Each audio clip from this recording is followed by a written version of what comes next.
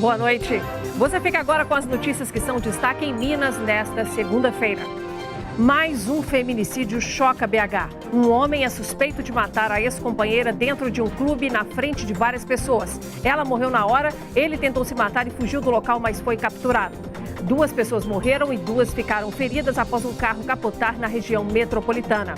Museus mineiros começam a ser vistoriados pelo Corpo de Bombeiros, que vai verificar as condições de segurança contra incêndios. No futebol, vamos falar de Cruzeiro e América, que não marcaram nenhum ponto no final de semana. O Atlético entra em campo daqui a pouco.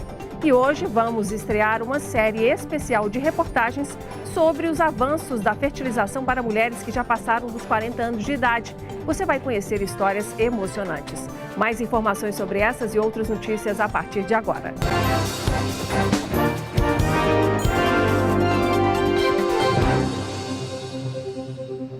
Está internado o homem que é o principal suspeito de ter matado a ex-companheira a tiros durante uma festa em um clube da capital na tarde desse domingo. A polícia trata o caso como feminicídio. Os pais da vítima também foram baleados. Segundo a PM, o suspeito tentou se matar. A arma não teria funcionado e ele fugiu do local, sendo capturado pouco tempo depois. Foi neste clube, na região do Barreiro, em Belo Horizonte, onde o crime aconteceu. Segundo a Polícia Militar, uma festa familiar acontecia no local na tarde de domingo, quando Eli Rodrigues de Souza, de 46 anos, começou a discutir com a ex-mulher Fernanda Regiane, de 35 anos. O suspeito, que trabalha como taxista, saiu do clube e foi até o carro dele buscar um revólver. Em seguida, ele voltou ao centro de lazer e atirou várias vezes contra Fernanda. Os tiros também atingiram os pais dela. Após ele fazer os disparos, contra as vítimas no interior do clube, temos o relato que ele tentou até um próprio suicídio dentro do clube, mas não teve êxito em virtude que a arma não funcionou. E aí ele evadiu, foi abordado então já num bairro próximo pelos militares, inclusive apontando a arma para os militares. E aí, em defesa da vida, os militares fizeram um disparo contra esse autor. Assim como o suspeito, o pai e a mãe da mulher continuam internados no Hospital João 23. Fernanda foi encaminhada ao Hospital Santa Rita, em Contagem, na região metropolitana de BH, mas não resistiu aos ferimentos e morreu. Eli e Fernanda se separaram há 3 meses. Eles viveram juntos por 12 anos. E, segundo a Polícia Militar, o autor do crime já tinha um histórico de agressões contra a ex-mulher. A gente tem um registro da data do ano de 2011, onde esse autor já havia proferido ameaça contra essa vítima. No mês passado, houve um outro episódio entre esse autor e essa vítima, onde ele chegou, inclusive, a proferir um golpe de faca contra o rosto dessa vítima. A Polícia Civil disse que em agosto, quando o ex-companheiro de Fernanda, Regiane, a teria agredido com a faca que o policial citou, que a vítima pediu medida protetiva, que foi concedida, mas Fernanda não quis que fosse aberto um processo criminal contra o ex-companheiro. Uma adutora se rompeu no início dessa manhã no bairro Dom Bosco, região noroeste de Belo Horizonte. O abastecimento de água foi interrompido em 2 bairros e o trânsito teve que ser fechado em uma das pistas de uma grande avenida. Quem passou pela Avenida Ivaí, aqui no bairro Dom Bosco, região noroeste de Belo Horizonte, teve um transtorno nessa segunda-feira. Olha só, a cratera que abriu na via, isso porque uma manilha estourou, uma rachadura de cerca de 250 centímetros. O trânsito aqui na avenida foi todo desviado, inclusive não tem previsão para o trânsito ser restabelecido aqui na avenida. Inclusive, eu vou conversar com o Alex Costa, que é agente da Defesa Civil, para tentar explicar para a gente o porquê dessa cratera. Vistoriamos o local, está tranquilo. Em relação ao talude sem encosta também, que está aqui à margem da cratera, também foi verificada sua estabilidade, ela se encontra ok e foi bem pontual. Sobre a questão da liberação da via, nós não temos prazo, isso está condicionado aos trabalhos dos técnicos da Copasa. Então, nos próximos dias, provavelmente dor de cabeça para quem passar aqui na Avenida Ivaí, na região noroeste de Belo Horizonte, altura do bairro Dom Bosco. 2 pessoas morreram e outras 2 ficaram feridas em uma capotagem na BR-040, próximo ao Topo do Mundo, em Nova Lima, na Grande BH. De acordo com o Corpo de Bombeiros, o acidente aconteceu hoje de madrugada. Um dos feridos é uma criança de 5 anos. Segundo a Via 040, a concessionária responsável pela rodovia, o carro de passeio seguia no sentido Rio de Janeiro e capotou fora da pista. Os motivos ainda são investigados. A Polícia Rodoviária Federal divulgou hoje o balanço de acidentes nas rodovias federais de Minas Gerais durante o feriadão de 7 de setembro. De quinta-feira a domingo foram registrados 101 acidentes, com 144 feridos. 8 pessoas morreram.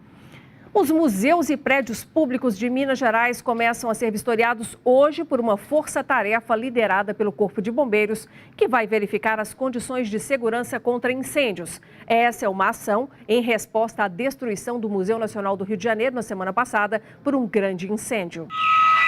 A sirene contra incêndio é disparada neste museu em Belo Horizonte. O teste faz parte do trabalho de uma força-tarefa. Mais de 300 museus em todo o estado de Minas Gerais devem ser vistoriados pelo Corpo de Bombeiros nos próximos dias. Para verificar quais problemas que esses museus têm, se eles estão adequados de acordo com a legislação do Corpo de Bombeiros, para que a gente já possa tomar medidas imediatamente que resultem na adequação dessas edificações. 11 órgãos estaduais estão envolvidos na operação.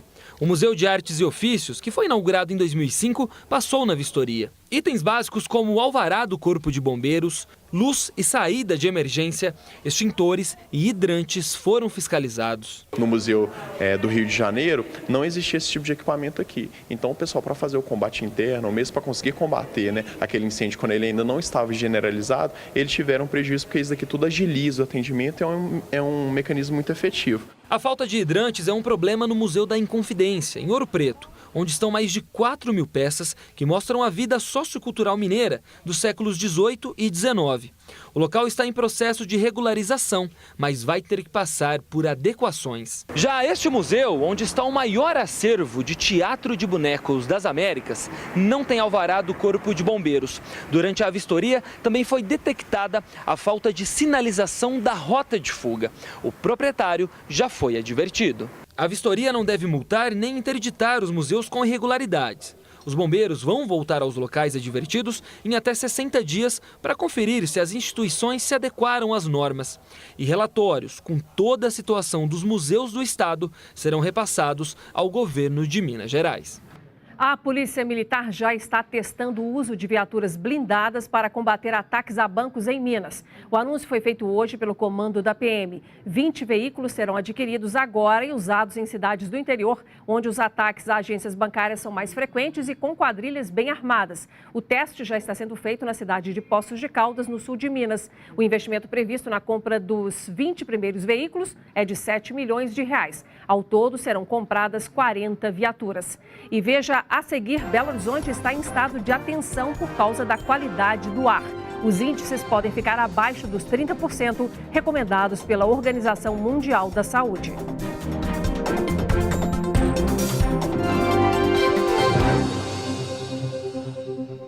A acentuada baixa umidade do ar em BH e região metropolitana nos últimos dias tem trazido dificuldades de respiração para muitas pessoas. Segundo a meteorologia, na próxima quarta-feira, esse quadro deve mudar. E na sexta tem chance de chover por aqui.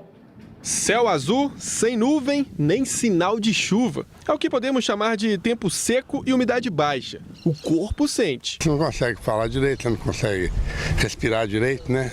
Entope, arde até, né? Poucos dias atrás eu senti sangramento no nariz, né? A garganta extremamente seca. Foram as consequências do tempo seco. O que eu senti foram essas. De acordo com a Organização Mundial da Saúde, a umidade do ar ideal compreende a sua faixa entre 50% e 80%. Mas em algumas épocas do ano, como agora no inverno, ela tende a cair, chegando a ficar abaixo dos 30%. Uma situação de tempo relativamente normal para essa época do ano, por conta de sistemas de alta pressão que ficam atuando sobre a área continental e com isso inibem a formação de nuvens e umidade relativa crítica. A chuva, que ameniza as consequências da baixa umidade, pode aparecer ainda nesta semana. A previsão do tempo para os próximos dias está indicando que a partir de quarta-feira já passa um sistema frontal pelo litoral da região sudeste e melhora condições de nuvens. E a partir de sexta-feira já tem até chance de chuva, principalmente no sul, zona da mata e até na região metropolitana. Mas enquanto a chuva não aparece, a falta de umidade no ar traz consequências consequências. Aumenta o risco de doenças respiratórias. Da parte superior, a rinite caracteriza mais, e, como consequência, a sinusite, e temos também as conjuntivites que ressecam, né, com essa baixa umidade do ar. E quem tem problema respiratório, como asma ou DPOC, isso caracteriza um ressecamento mais das vias aéreas, consequentemente pode se agravar com infecções secundárias. Atenção redobrada. Cuidados importantes para conviver com este clima. É importante, toda vez que escovar dente, lavar o nariz com soro. Consequentemente, vai ter umas vias mais úmidas, consequentemente mais limpas e com menos risco de infecção secundária. É preciso hidratação o tempo todo. Bom para o Cleiton, que tem vendido muita água de coco. As vendas aumentam muito, viu? Porque a pessoa fazer uma caminhada nessa lagoa aqui, né? Depois da caminhada precisa tomar um suco natural, uma vitamina, água de coco. E o assunto agora é futebol. O Cruzeiro empatou em 0-0 com o Sport Recife fora de casa e está no 7º lugar na tabela do Campeonato Brasileiro. Nosso comentarista e repórter André Salles já está conosco para dizer o que não funcionou nesse jogo do Cruzeiro. Boa noite, André. Boa noite, Nácia. Boa noite a todos. Pois é, o Cruzeiro não fez aquele grande jogo, né? Foi um jogo bem parelho, mas para ser sincero e aí dar um voto de confiança para o Cruzeiro, acho que dessa vez o time do técnico Mano Menezes mereceu vencer.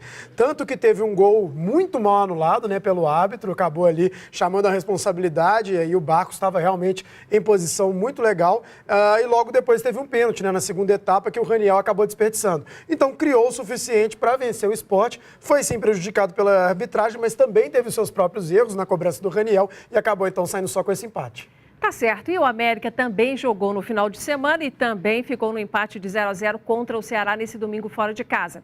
E ocupa aí o 11º lugar no Brasileirão. André, o técnico Adilson Batista, ele reconheceu que a equipe não jogou muito bem, mas ele alegou desgaste em relação ao período de 3 dias para a última partida. Justifica? Pois é, se a gente for falar em desgaste no futebol brasileiro, todo mundo vai reclamar de desgaste, né? É muito difícil uma equipe não jogar de 3 em 3 dias, enfim, mesmo só no Brasileirão, que é o caso do América, os times têm jogado muito, mas o América realmente sentiu, perdeu 2 jogadores no aquecimento, um deles o goleiro, João Ricardo, e ainda perdeu o Giovani, que é um dos principais jogadores do time, nos primeiros minutos. Então realmente ficou bem mais difícil, o jogo ficou 0-0. Então tá, obrigada por hoje, viu, André? Bom, e o Atlético entra em campo daqui a pouco às 8 da noite no Independência contra o Xará Atlético Paranaense. Será o encerramento da 24ª rodada. Amanhã traremos os melhores lances para você conferir. Tem um provérbio popular que diz assim: quando um não quer, 2 não brigam. Ou seja, se você não permitir, ninguém vai tirar o seu sossego. A briga só continua se você entrar nela. É esse o recado do professor de física mais famoso do Brasil. É dia de Pachecão. Meus queridos, jamais deixem transparecer a ira em palavras ou expressões faciais, porque isso é perigoso, pouco inteligente, é ridículo, vulgar e é inútil. Na verdade, ninguém tem o poder de te irritar. As pessoas não têm esse poder. Se isso acontecer, foi você quem transferiu esse poder a elas. Mesmo que alguém o agrida verbal ou fisicamente, mesmo que seja insultado, você pode escolher encarar o que está acontecendo como insulto ou não. Se alguém o irrita, a única coisa capaz de irritá-lo verdadeiramente é a sua própria reação, é a sua visão do ocorrido. Portanto, quando aparentemente alguém estiver provocando você, lembre-se de que é apenas sua própria avaliação do incidente que causa essa sensação. Não deixe que suas emoções sejam desencadeadas por meras aparências. Tente simplesmente não reagir no momento. Afaste-se da situação, procure ter dela uma visão mais ampla. Recomponha-se e lembre-se que a irritação não está no fato em si, mas na nossa percepção individual e subjetiva do fato. Fala legal? É isso aí, meu irmão. Bye, bye. O candidato a governador de Minas, Romeu Zema, do Partido Novo, participou hoje do Conexão Empresarial. O político, que também é empresário, comentou sobre a elevada carga tributária de Minas, que ele considera a pior do país. Se for eleito governador, Romeu Zema disse que uma das suas primeiras providências será retomar aí uma renegociação da dívida do Estado junto ao governo federal. O Conexão Empresarial é realizado pela VB Comunicação em parceria com o Grupo Bandeirantes. E depois do intervalo tem a série especial aí que vai estrear Bebê de Proveta aos 40 anos. Você vai acompanhar a história de mulheres que recorreram à fertilização para conseguir engravidar e também de quem ainda sonha em ter filhos.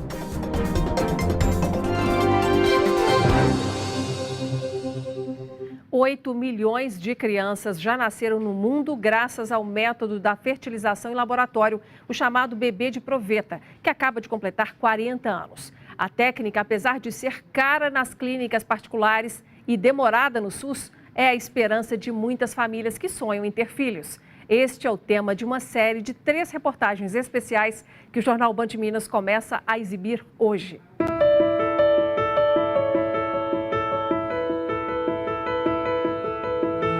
Há muitos anos, que eu venho tentando ter um filho.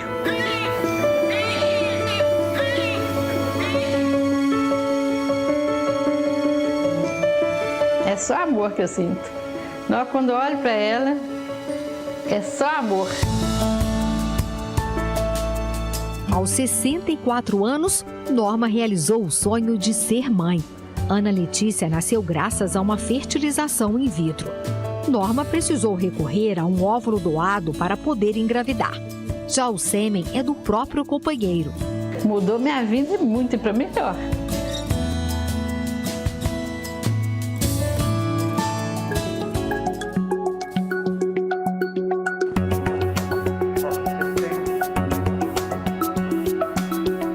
Anos atrás, em 1978, na Inglaterra, nascia Louise Brown, o primeiro bebê de proveta do mundo. A mãe tinha obstrução nas trompas e não conseguia engravidar naturalmente. A gestação de Louise só foi possível graças a uma revolucionária técnica de fertilização in vitro. Naquela época, essa era a Norma, uma jovem estudante universitária de 24 anos. Ela mal sabia que 40 anos depois, o método que nasceu com Louise do outro lado do Atlântico permitiria a realização do sonho de ser mãe, mesmo após a menopausa. Preconceito, muito preconceito, principalmente de mulheres. Uma me detonou lá falando que estava velha, que tem idade para ser avó e querendo ter filhos e que eu não ia viver tanto tempo para poder cuidar da menina. Vou cuidar só dela, mais nada. Profissão? Profissão maternidade. A profissão agora é maternidade.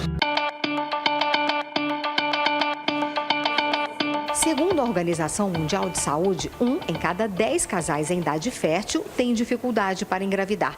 A reprodução assistida vem ajudando muita gente a realizar o sonho de ter filhos. 8 milhões de bebês no mundo nasceram graças à fertilização in vitro, o equivalente a toda a população da Suíça. Na fertilização in vitro, a fecundação do óvulo pelo espermatozoide acontece em laboratório. Depois, o embrião é implantado no útero. O método avançou muito nos últimos anos e deu esperança a casais que sofriam com infertilidade. Antes, você precisava fazer várias tentativas, 12, 15 tratamentos para uma gestação e um neném chorando em casa. Hoje não. Dependendo da idade, nós temos uma probabilidade de êxito. Por exemplo, uma mulher de 35 anos, como é obstrução tubárica, ela tem uma chance de gravidez pós-FIV em torno de 53% por tentativa. Apesar da evolução da técnica, o preço ainda é alto e inacessível para muita gente. Se a mulher puder usar o próprio óvulo, o procedimento custa cerca de R$10 mil. Se for preciso receber o óvulo de uma doadora, quando a mulher já entrou na menopausa, por exemplo, o valor sobe para R$23 mil em média. O preço do sêmen nas clínicas é de aproximadamente R$2 mil. O tratamento ainda não é oferecido pelos planos de saúde. Já o SUS oferece a técnica em 11 centros de saúde, mas a fila é longa. A espera pode chegar a 2 anos. E em algumas cidades, como Belo Horizonte, a paciente precisa pagar pelos medicamentos. Flaviane tem 42 anos e pegou empréstimos para fazer 2 fertilizações que não deram certo. Eu gastei, na primeira tentativa, que meu organismo não respondia bem, gastei cerca de R$20 mil, só com medicamento. Não deu certo, infelizmente. Na segunda tentativa, eu gastei cerca de R$10 mil. Peguei empréstimo e estou pagando ainda, né? Não consegui, que é a parte bem triste que eu não consegui o bebê, mas ainda estou pagando. Então, uma lembrança que não sai da cabeça. E agora vou fazer outro empréstimo para fazer minha terceira tentativa. Nas clínicas particulares, a conta pode ficar ainda mais cara. No Brasil, uma resolução do Conselho Federal de Medicina permite a escolha das características do material genético, como cor dos olhos e da pele. E apesar da polêmica, a seleção é cada vez mais comum. A Patrícia só conseguiu engravidar na 3ª tentativa. Os gêmeos Bruno e Maria Eduarda, de 5 anos, chegaram quando a decoradora tinha 36 anos. Ela quis escolher as características físicas do doador e gastou quase R$100 mil em todo o processo. Você sabe tudo do pai, você só não vê a foto, então você tem que usar meio que sua imaginação. Eu falei como que eram as características que eu queria do pai e eles me deram as opções que tinham em cima do perfil que eu pedi. Pele clara, olhos claros, cabelo liso, cabelo claro e uma estatura média. Como é que você fala? Produção independente? Produção independente. São meus, todos meus, com nota fiscal.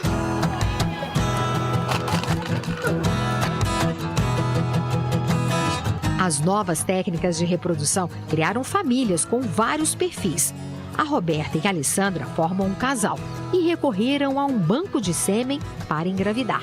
Hoje elas têm 3 filhos juntas. Era um desejo ter filhos, era um desejo muito antigo, depois virou sonho, que agora são 3 realidades, né? A tecnologia veio para ajudar, né, para realmente ter um avanço e graças a Deus foi possível, né, realizar os sonhos. Com o avanço da ciência, a idade deixou de ser um obstáculo intransponível para as mulheres. Luciene ficou grávida 2 vezes depois dos 50 anos. Primeiro veio a Helena, que está com 2 anos, e depois o Heitor, de 8 meses. Eu tenho orgulho de chegar na idade que eu cheguei e ter gerado 2 bebês. Eu estou super sadia e, aliás, eu estou rejuvenescida. A gente vê no eu rejuvenesci 20 anos, 10 anos para cada gravidez. Eu não tô com 50, eu tô com 30, 33.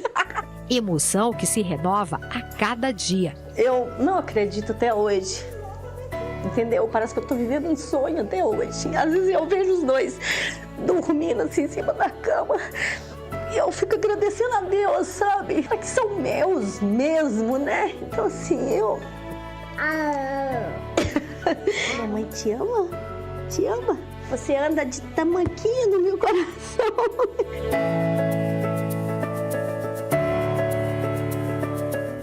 Na reportagem de amanhã, como o tempo e os problemas de saúde diminuem a fertilidade e como o congelamento de óvulos pode ajudar a mulher a adiar a maternidade. Olha, a nossa série está realmente muito bacana, foi muito bem construída. Nós temos ainda muitos comentários, muitos depoimentos muito emocionantes para compartilhar com você e também informações importantes. Então não perca amanhã, terça e também na quarta-feira. E para rever todo o conteúdo do nosso jornal, acesse youtube.com/TV Band Minas. Nós ficamos por aqui, obrigada pela sua atenção e amanhã estaremos de volta. Até lá e boa noite.